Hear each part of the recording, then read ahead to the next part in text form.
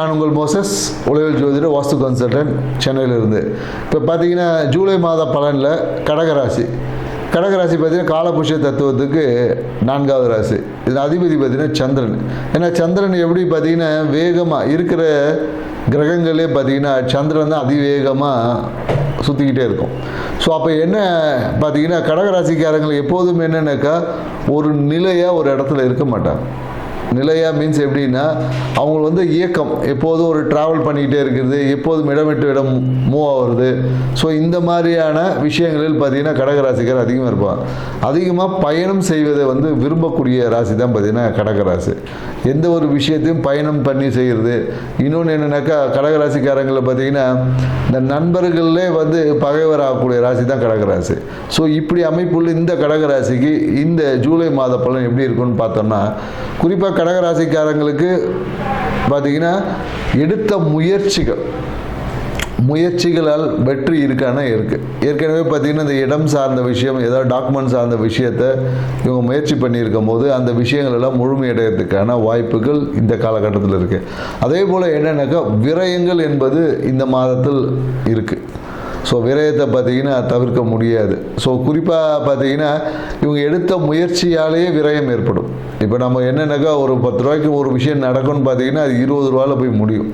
எதிர்பார்த்த அந்த பட்ஜெட்டை காட்டிலும் கொஞ்சம் அதிகமான நிகழ்வுகளில் தான் இந்த காலகட்டத்தில் நடக்கும். அதே போல் என்னென்னாக்கா பார்த்திங்கன்னா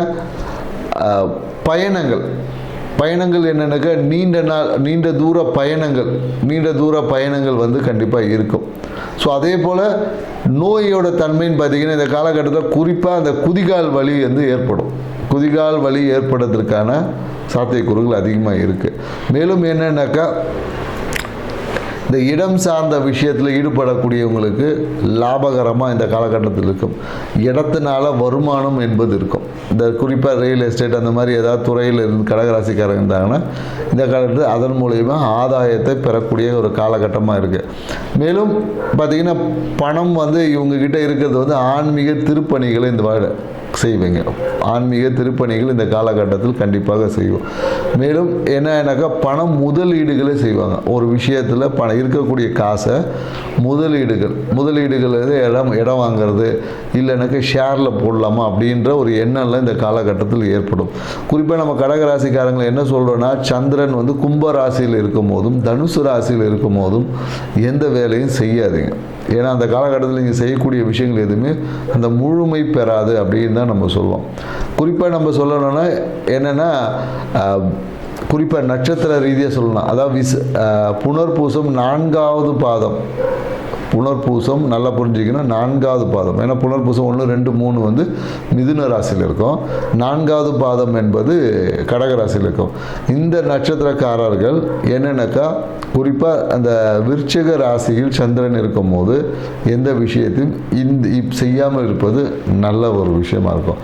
அதே போல் என்னென்னாக்கா மகரத்தில் சந்திரன் இருக்கும்போது, மகர ராசியில் சந்திரன் இருக்கும்போது விருச்சிக ராசி புனர்பூசம் 4ஆம் பாதம் இருக்கவங்க எந்த விஷயங்களும் செய்யாமல். ஏன்னா அந்த காலகட்டத்தில் உங்களுக்கு சரியில்லை பிரச்சனை வரும்னா இந்த காலகட்டத்தில் தான் வரும். மீதி காலகட்டத்தில் ரொம்ப சூப்பராக இருக்குன்னு சொல்லுவாங்க.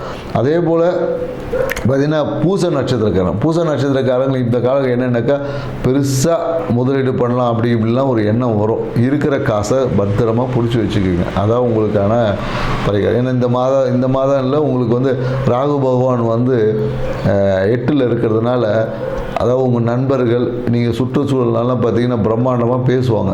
அடுத்தவங்க பேச்சை நம்பி ஏமாறக்கூடிய காலகட்டம் தான் இது. ஸோ அதனால் நீங்கள் அடுத்தவங்க பேச்சை நம்புறீங்கன்னாவே நீங்கள் ஏமாற போகிறீங்கன்றது அர்த்தம். ஸோ அதனால் 1க்கு 3 தரம் இல்லை, 1க்கு 100 தரம் அடுத்தவங்களுடைய வார்த்தையை யோசித்து செய்வது உத்தமம் சொல்லலாம்.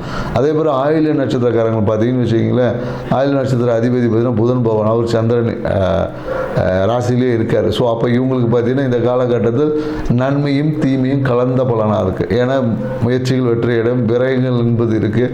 குறிப்பாக குறிப்பாக இவங்களும் பார்த்திங்கன்னா கும்பராசியில் சந்திரன் பயணிக்கக்கூடிய காலங்கள் ரொம்ப கவனமாக இருக்கணும்னு சொல்லுவோம். அந்த காலகட்டத்தில் நீங்கள் கண்டிப்பாக ஏதோ ஒரு பிரச்சனையில் சிக்குவீங்க. ஸோ அந்த காலகட்டத்தை நீங்கள் தவிர்த்துட்டிங்கன்னா உங்கள் வாழ்க்கை சிறப்பாக இருக்கும்.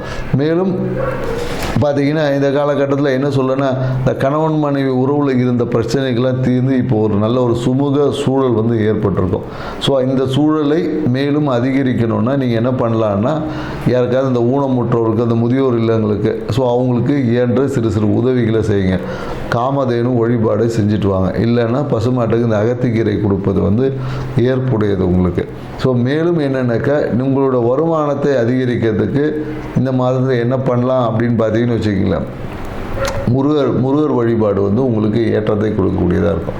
ஸோ முருகர் வழிபாடு, முருகரும் விநாயகரும் சேர்ந்த ஒரு படத்தை வாங்கி வச்சுங்க. இல்லை அது கோயிலுக்கு போனீங்கன்னா முருகரையும் விநாயகரும் 2 பேரையும் கலந்து கும்பிடணும். ஒருத்தரை மட்டும் கும்பிட்டா வேலைக்கு ஆகாது. ஸோ அப்போ 2 பேரையும் சேர்ந்து நீங்கள் வழிபாடு செய்யும் போது உங்களுடைய வருமானம் பெருகிறதுக்கான காலகட்டம் இந்த காலகட்டமாக இருக்குது. ஸோ அதனால் இந்த காலகட்டத்தை இந்த நிகழ்வுகள் வழியாக உங்கள் வாழ்க்கையை சிறப்பாக்கிங்க. மீண்டும் அடுத்து சிம்ம ராசியில் சந்திப்போம். நன்றி, வணக்கம்.